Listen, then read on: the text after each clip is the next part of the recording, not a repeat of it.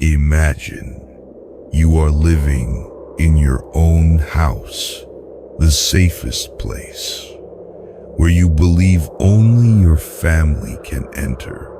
But there is someone else there too, hiding behind the wall, watching your every move, waiting. This is not a movie. This is a true story, which happened in Massachusetts, USA, in 1986. The story of the man who was called by the creepy name. The Andrews family consists of 3 people, a mother and 2 teenage daughters. They live in a peaceful wooden house in the small town of Townsend, Massachusetts. In this town, everyone knows each other. Few people think about crime. The old Andrews house, with a basement and many thick wooden walls, a place that no one expected to become a shelter for a stranger.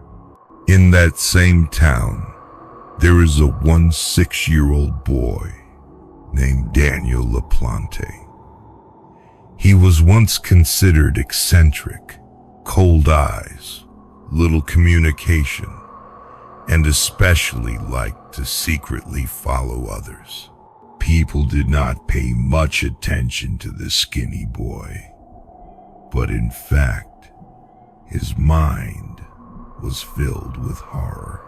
The Andrews family began to notice unusual phenomena. Objects in the house were disturbed. Water glasses, books, or toys suddenly moved to another position. At night, lights turned on and off without anyone touching the switch. The daughters heard a light tapping sound on the wall, as if someone was trying to signal. One night, when the daughter went to the bathroom, a message appeared on the mirror, written in lipstick.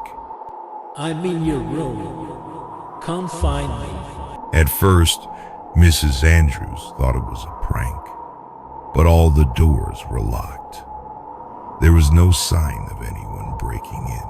As time went on, the strange phenomena increased.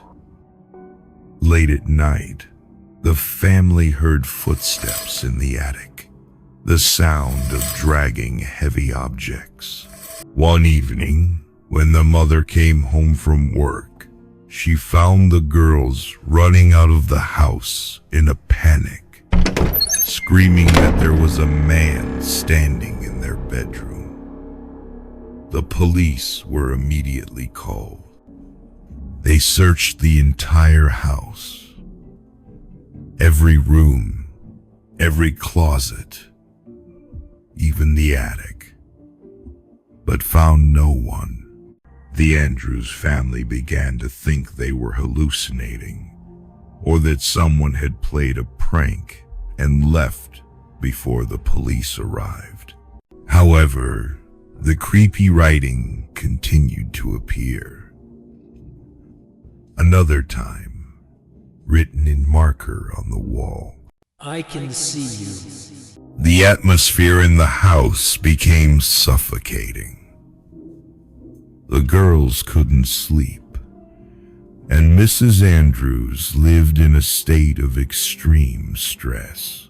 Finally, when the noises became so frequent, the police decided to take a closer look. They discovered a loose basement plank. When they removed it, a dark, moldy space appeared behind it. Inside, they saw a horrifying scene. Daniel LaPlante, 16 years old, skinny, with matted hair, eyes shining in the darkness, was huddled in the cramped space, surrounded by dirty blankets, food wrappers and pieces of paper with scribbled handwriting describing the daily activities of the Andrews family. He did not just hide.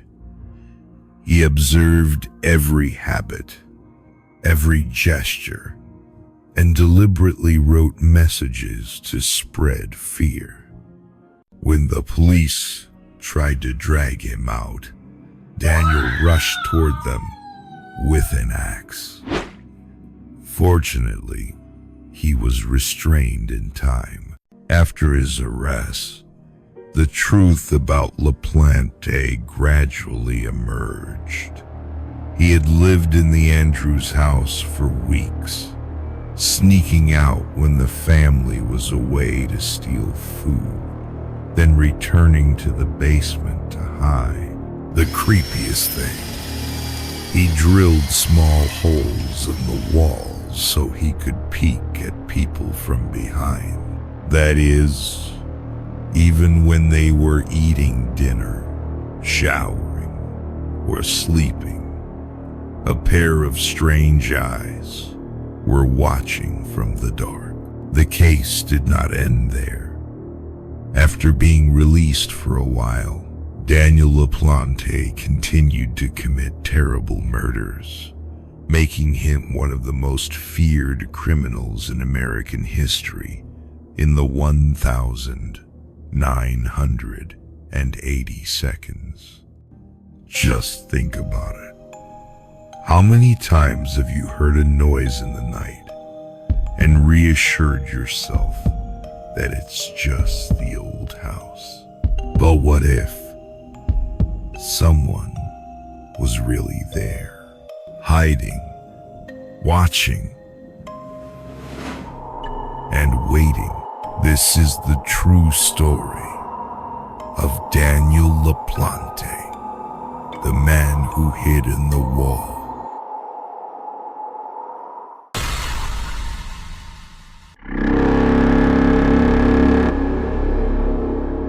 Imagine you are a sailor drifting at sea. One day, you come across a giant ship, drifting, sails still full, cargo still intact. But on the deck, not a soul, no blood, no signs of struggle, just dead silence. This is the true story of the Mary Celeste, the most famous ghost ship in American history. The Mary Celeste was a 100-foot-long cargo ship owned by an American company, commanded by Captain Benjamin Briggs. On the 7th of November 1872, the Mary Celeste left New York Harbor, carrying 7 sailors, the captain, his wife, and their 2-year-old daughter. They were transporting industrial alcohol to Italy, a seemingly normal trip. Captain Briggs was an experienced man, respected by his colleagues.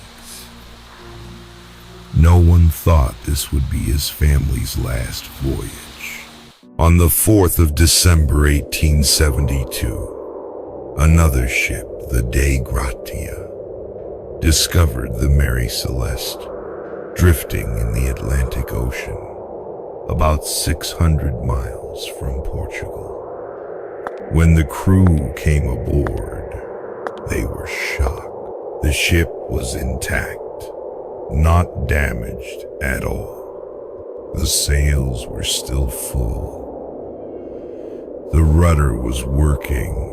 The wine cargo in the hold was complete. Food, clothing, even children's toys were still intact. But all 10 people on board disappeared without a trace. Upon closer inspection, they discovered a lifeboat was missing. The compass and some of the shipping papers were missing.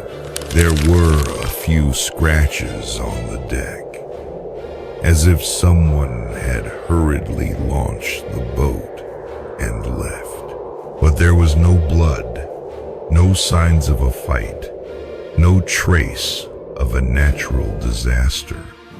In the bedroom, the bedding was still warm, as if the crew had left just hours ago. The terrifying question, what made the entire crew abandon a safe ship, never to return? For more than 150 years, people have put forward countless theories. A riot on board, but there was no sign of conflict. Pirates, but the cargo was still intact. A small tsunami or a sea storm could have made the captain fear the ship would sink and order the boats to be lowered. But if so, why didn't they return when they saw the ship was still stable? Poisonous gas from industrial alcohol, leaking wine barrels, flammable gas made the sailors afraid of an explosion, an abandoned ship. But no explosion occurred, and the most horrifying theory, Mary Celeste was cursed, turned into a ghost ship that swallowed the entire crew. Mary Celeste was then brought back to port and continued to operate for many more years. But the reputation of a ghost ship made sailors wary. Few dared to go. The name Mary Celeste went down in history, becoming a symbol of mysterious disappearances at sea. To this day, no one knows what really happened to the crew. There is only one truth. They disappeared forever, leaving a ship drifting lifelessly in the middle of the ocean. The vast ocean always contains inexplicable things. And sometimes, a ship leaves port with laughter, singing, but then returns with only silence. The Mary Celeste, America's ghost ship, will forever be an unsolved mystery.